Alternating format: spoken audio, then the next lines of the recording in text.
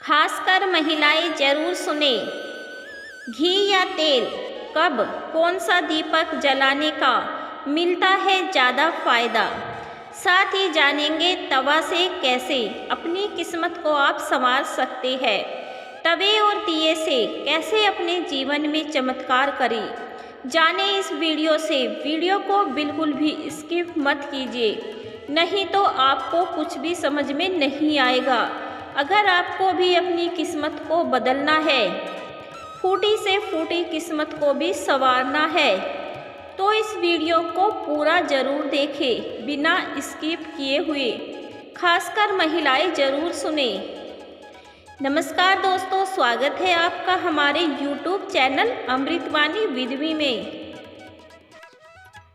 घी या तेल के दीपक जलाने के अलग अलग लाभ है। इसके अलावा अलग अलग देवी देवताओं की पूजा में अलग अलग तेल के दीपक जलाने चाहिए। हर देवी देवताओं को प्रसन्न करने के तरीके अलग है और उनके मनपसंद तरीके से पूजा पाठ करने से वे जल्दी कृपा करते हैं। इसी तरह किन मौक़ों पर घी का दीपक जलाना चाहिए और कब तेल का दीपक जलाना चाहिए, यह जानना भी जरूरी है। नंबर 1, हमेशा ध्यान रखें कि पूजा में घी का दीपक हमेशा अपनी बाईं ओर रखना चाहिए। वहीं तेल का दीपक जला रहे हैं तो उसे अपने दाएं हाथ की ओर रखें। साथ ही दीपक को भगवान से बहुत दूर ना रखें। दीपक में हमेशा इतना तेल या घी रखें कि वह बीच में पूजा में ही ना बुझ जाए। दीपक का पूजा के बीच में ही बुझना अशुभ माना जाता है। नंबर 2, भगवान से मनोकामना पूर्ति के लिए प्रार्थना कर रहे हैं तो तेल का दीपक जलाए। घी का दीपक देवी देवताओं को समर्पित करने के लिए जलाया जाता है। आर्थिक तंगी से परेशान हो तो देवी दुर्गा के सामने घी का दीपक जलाए। इससे आपकी आर्थिक स्थिति मजबूत होगी। नंबर 3, वहीं शनिदेव को प्रसन्न करने के लिए सरसों के तेल या तिल के तेल का दीपक जलाना चाहिए। शनि की 7.5 दैया से कष्टों से निजात पाने के लिए सरसों के तेल का दीपक जलाना अचूक उपाय है। नंबर 4, वहीं संकट मोचक हनुमान को प्रसन्न करने के लिए चमेली के तेल का दीपक जलाना भी सबसे शुभ होता है। नंबर 5, यदि कुंडली में राहु केतु दोष हो तो उसके अशुभ फल से बचने के लिए अलसी के तेल का दीपक जलाना लाभकारी होता है। नंबर 6, शाम के समय मुख्य द्वार पर गाय के घी का दीपक जलाने से घर में हमेशा सुख समृद्धि रहती है। ऐसे घर में हमेशा माँ लक्ष्मी वास करती है। नंबर 7, मुख्य द्वार के साथ साथ घर के मंदिर में भी रोज़ सुबह शाम दीपक जलाना चाहिए। इससे साधक के जीवन में सुख समृद्धि का वास बना रहता है, लेकिन ध्यान रहे कि दीपक खंडित नहीं होना चाहिए, वरना इससे आपको पूजा का पूर्ण फल प्राप्त नहीं होगा। नंबर 8, घर के मुख्य द्वार गोधूली बेला यानी शाम के समय दीपक जलाने से राहु ग्रह का दुष्प्रभाव भी दूर होता है। मुख्य द्वार के साथ ही शाम में घर के मंदिर और तुलसी के पास दीपक जरूर जलाना शुभ माना गया है। ऐसा करने से व्यक्ति को पैसों की तंगी का सामना नहीं करना पड़ता है। नंबर 9, जब भी आप मिट्टी का दिया जला रहे हो तो इस बात का ख्याल रखें कि ये खंडित यानी कि कहीं से भी टूटा हुआ ना हो। टूटा हुआ दिया जलाने से इंसान के मन का आत्मविश्वास कमज़ोर होता है। नंबर 10, अगर आप किसी मनोकामना की पूर्ति या फिर कोई संकल्प ले रहे हैं तो ऐसी पूजा में आपको आटे का दीपक जलाना चाहिए। नंबर 11, बहुत से लोग कभी भी किसी भी समय पूजा करने बैठ जाते हैं, लेकिन दिया जलाने का शुभ मुहूर्त 5 से 10 बजे तक का होता है। क्या आपको पता है कि आपके किचन में रखा तवा आपकी किस्मत को बना और बिगाड़ सकता है? जी हाँ, यदि वास्तु नियमों के अनुसार तवा न रखा जाए तो इसके कई नुकसान होते हैं। वास्तु के अनुसार जाने कैसे रखें तवा। मुख्य बातें, तवे को कभी उल्टा नहीं रखना चाहिए।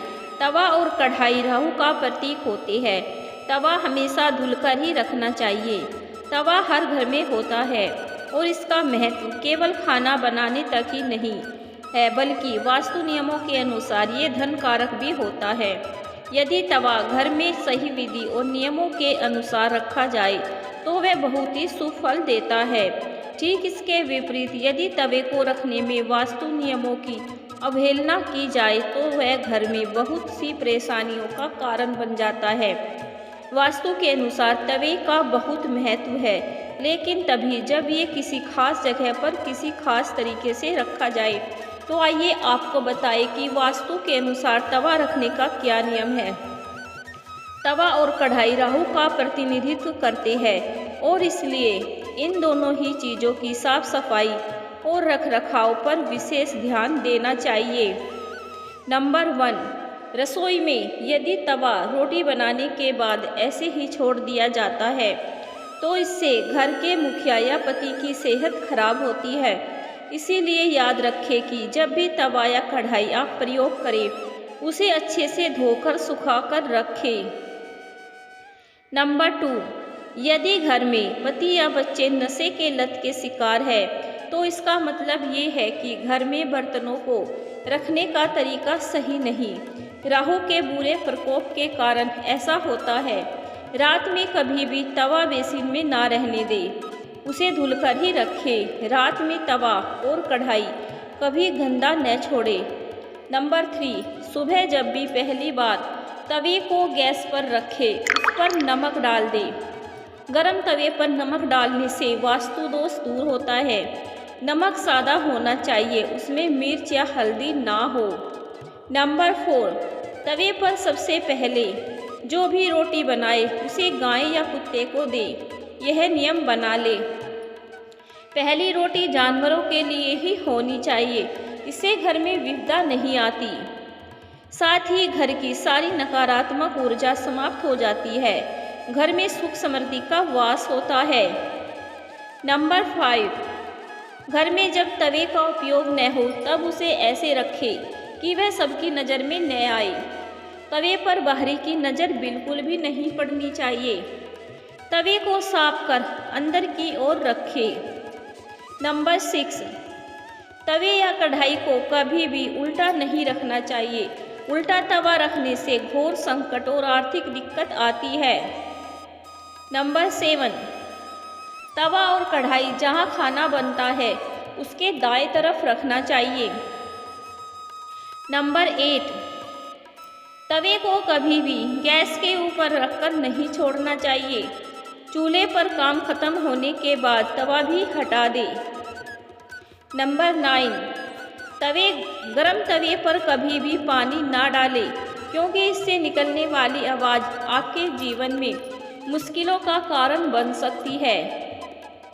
नंबर 10, तवा हमेशा साफ और चमका कर रखें, क्योंकि ये आपकी किस्मत का प्रतिबिंब होता है।